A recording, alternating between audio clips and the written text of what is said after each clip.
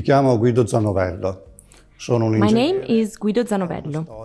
I am an engineer with 40 years experience as a manager in the world of engineering. Da qualche anno For some years now, I have been a member of an association of entrepreneurs and directors called UCID, which makes its experience and knowledge available for social interest projects. a servizio di progetti di interesse sociale. Mi occupo in I am involved in particular in work experience schemes for young people and in this Migraventure project. I will give an introduction to entrepreneurship course. In this course, I highlight certain aspects that I consider fundamental. alcuni aspetti che ritengo fondamentali.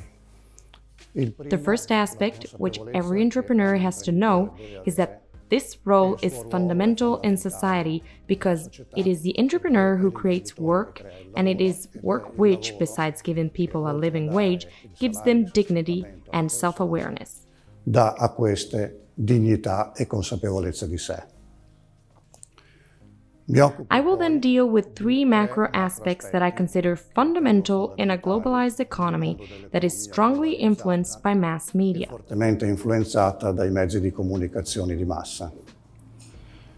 The first aspect is, if a company wants to sell its product, it must anticipate the Deve market. anticipare il mercato.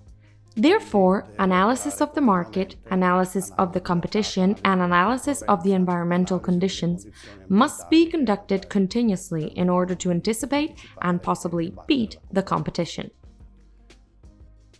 The second aspect is that if a company wants to be competitive, it must be able to optimize the resources it uses.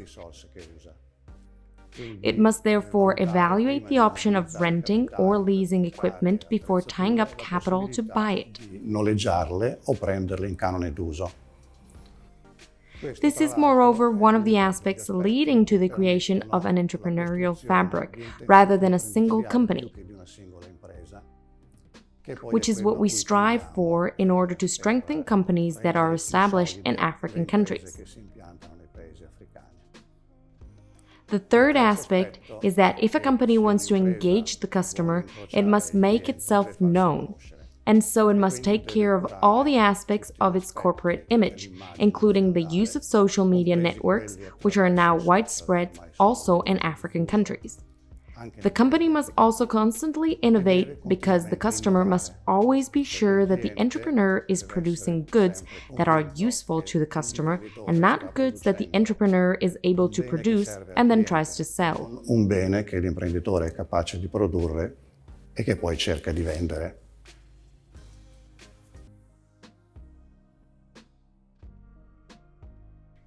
The objective of this module is to provide a short description of the company and how it operates. We will study the concept of the company in its social and for-profit forms. We will consider the challenges currently faced by entrepreneurs, with a particular focus on sustainability, right profit, and human capital. We will discover the value chain model, and we will take a look at the essential requirements for making a company competitive. We will analyze the skills that an entrepreneur needs and the different structures that a company may take. Finally, we will look at how the interaction of different cultures in a company can be beneficial for generating value. Are you ready? Good. Let's get started.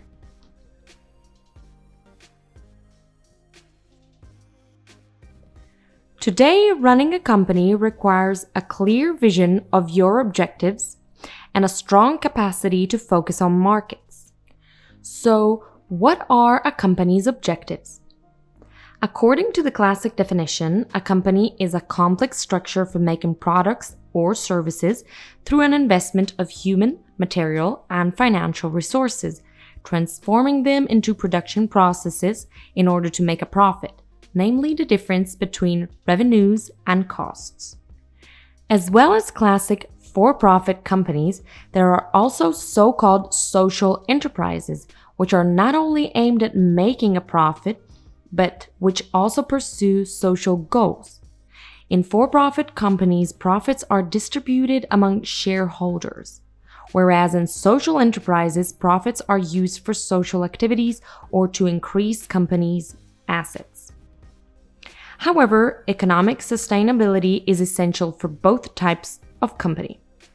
Every company has a corporate vision and mission. These concepts are not related to production targets, but refer to the company's founding values and identity. The vision is a vision of the future that the entrepreneur wants to help achieve through the company. The mission is linked to the present and represents the methods and tools that a company uses to achieve its vision. The entrepreneur is therefore the person who defines the company's mission and continuously makes choices to ensure it remains operational in the long term. This will be achieved through strategies about how to improve production, a careful choice of markets, care over the corporate image, and a structured organization of production and distribution.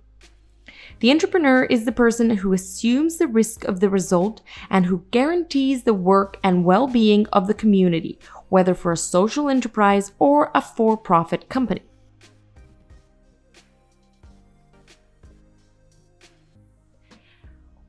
What challenges do entrepreneurs have to overcome?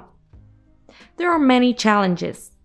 Just as there can be lots of opportunities, new communication technology and modern means of transport have provided access to things that were once very far away. Alongside concerns over the economic sustainability of their activities, all entrepreneurs must pay special attention to the issues of environmental and social sustainability. Here are some of the key aspects you may have to deal with as an entrepreneur. First, you must consider that the market is now global. Thanks to modern means of transport and virtual transaction, a company's customer and suppliers can be located all over the world. As an entrepreneur, you can choose where to source your supplies in order to secure the best items for the lowest price. Your company is no longer tied to the physical place where it's located, but becomes mobile. Think of e-commerce, for example.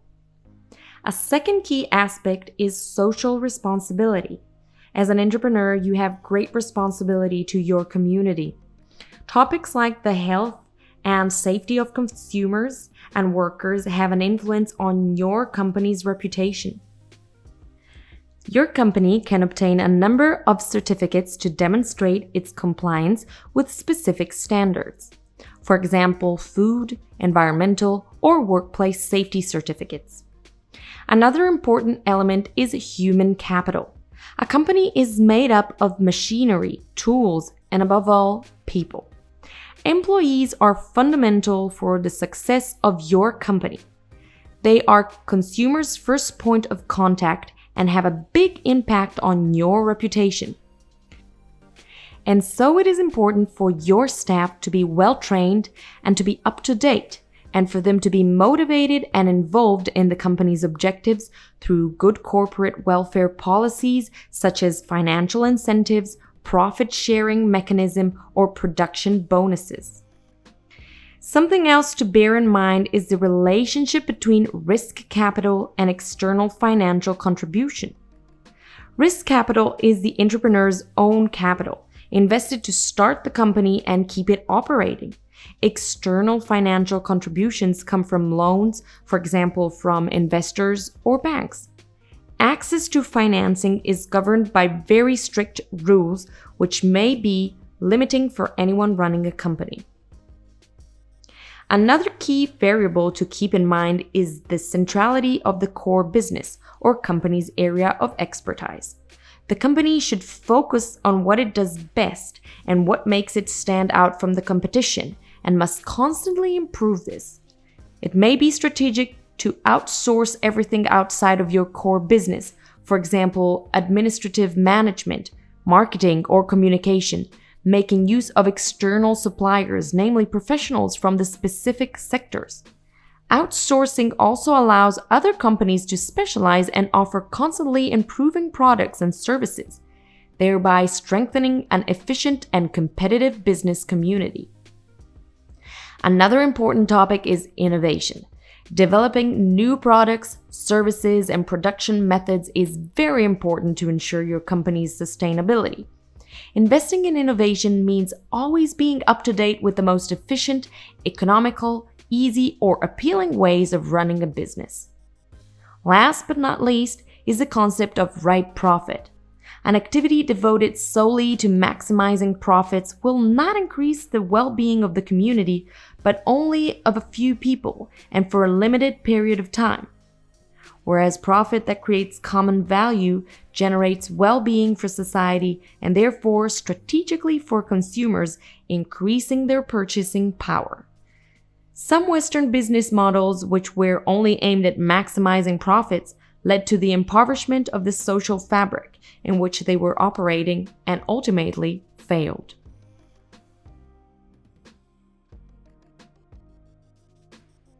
Companies are on the market to offer customers a product, a service, an idea, or a lifestyle. Why should the customer choose your company? What do you offer that other companies don't? Special value created through a combination of ideas, solutions, and services. Remember, your company's profit margin is the difference between the value created and the cost incurred to create that value. Mentioning the value that your company creates for the customer is strategic in a market with a fierce competition. Michael Porter, one of the most influential experts in corporate strategy and competitive advantage, is the creator of the value chain model.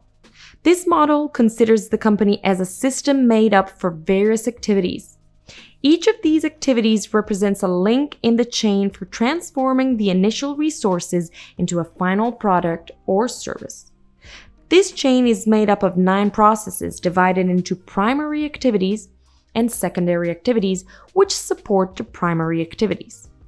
The primary activities involved in a company are subdivided into 5 blocks.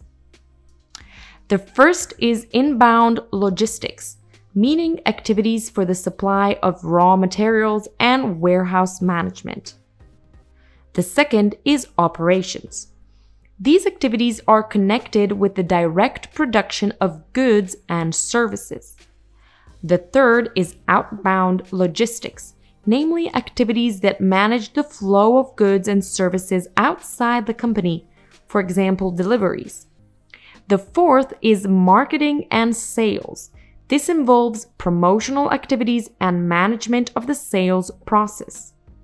The last one is after-sales service. For example, all customer support activities such as repairs or the provision of spares.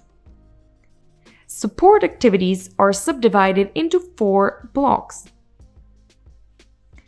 The first relates to procurement activities, namely managing the purchase of resources needed for the production of goods and services. The second is human resources, meaning all research, selection, training, and management of staff. Then there are technological development activities.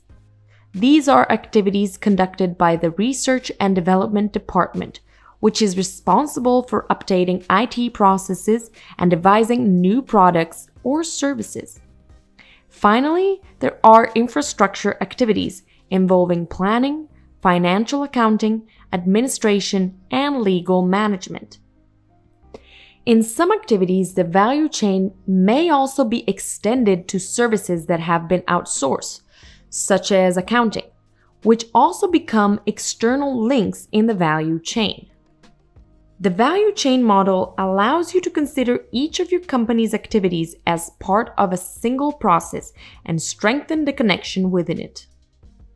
What's more, it allows you to understand where the company can improve in generating value, allowing you to make cost savings. Functions should be able and capable of interacting quickly to find solutions to any problems that may arise externally or internally.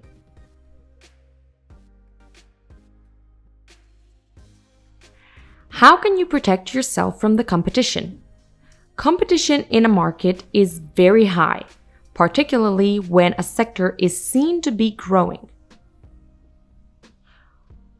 We are often led to believe that we only face competition from our direct competitors. However, Porter's broader model of competition shows how becoming competitive in a sector depends on various factors known as Porter's 5 forces, some of which have a more direct impact than others. Let's take a look. As we said, companies face direct competitors. These are producers of goods or services similar to your own and for similar prices. They constitute a concrete threat to your company's profitability, and that's why it's essential to find out about them and know which products and services they are selling and for how much.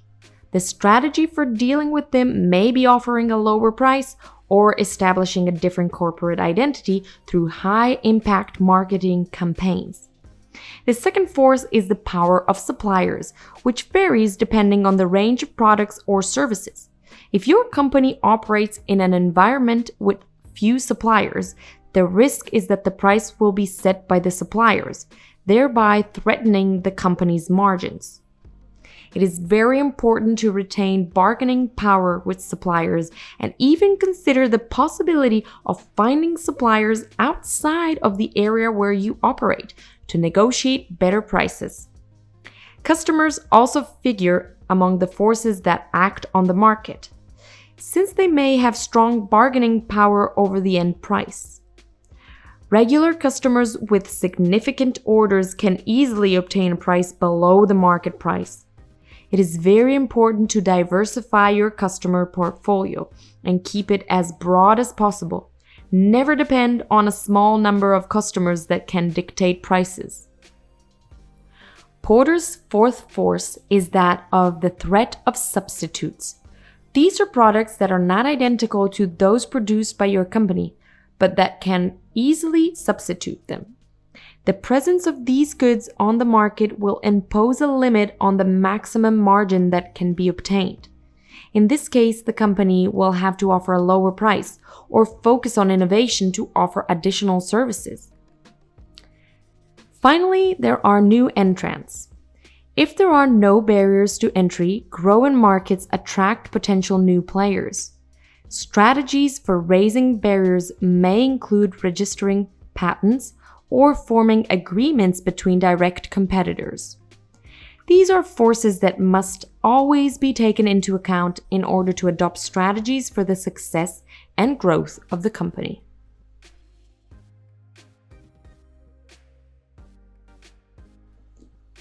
What skills should an entrepreneur have?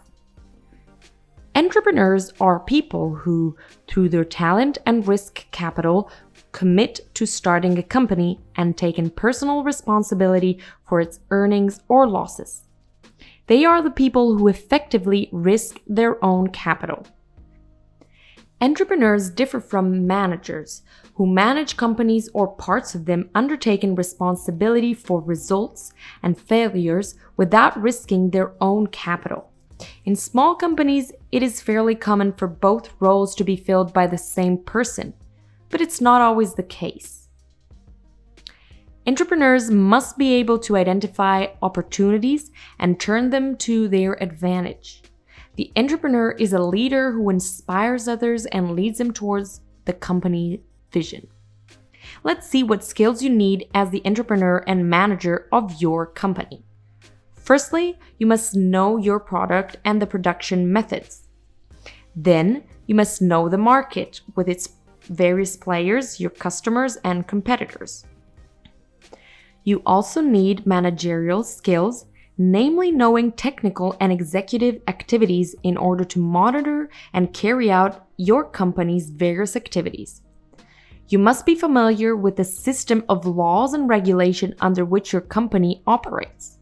You must know the essentials of finance, which will enable you to decide how and under what conditions to invest, of IT systems and modern communication technology. Finally, it is important for you to have good interpersonal skills. You must be able to select and motivate your workers, delegate when necessary, and monitor their work. Remember that a good dose of optimism, proactiveness, and a desire to simplify processes will help make you a good entrepreneur.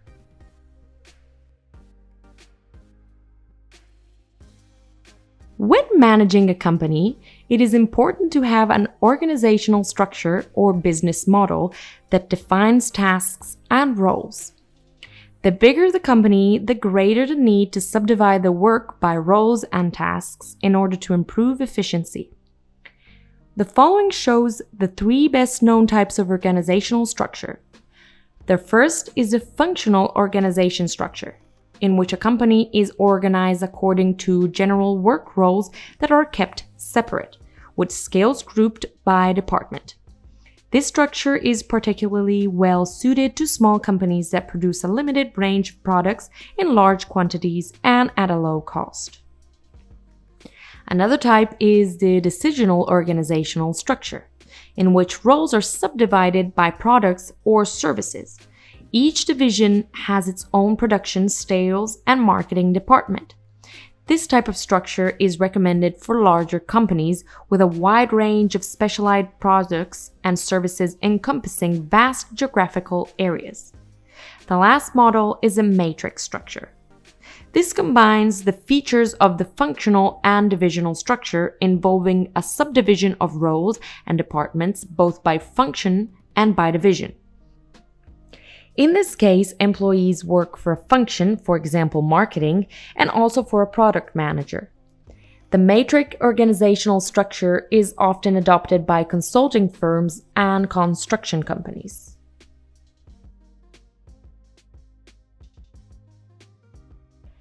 Distances have been greatly reduced by the global scale of the markets. New technology and transport possibilities leading to considerable increases in opportunities for contact between cultures, both physical and otherwise. This contact and increased human mobility have been fundamental in creating and strengthening transnational networks.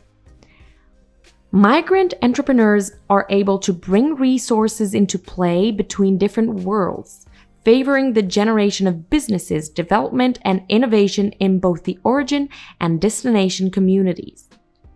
Recently, new company models have been developed that are jointly founded and managed by entrepreneurs from different cultures. It is interesting to note how this phenomenon can provide great benefits in terms of profitability, innovation, and competitiveness. The interaction of different cultures in a professional and creative context can greatly enrich the parties involved, enlarging corporate visions, favoring access to new markets, and enhancing the value of transnational networks.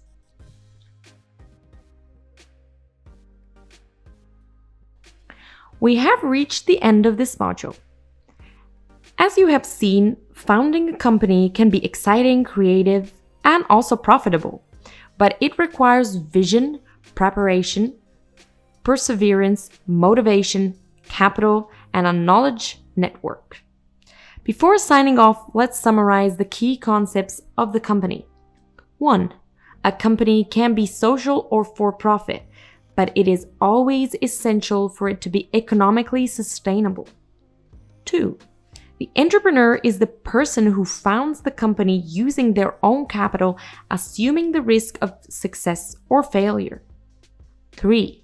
Each entrepreneur is responsible for the community in which they operate and for the well-being of the people who work at the company.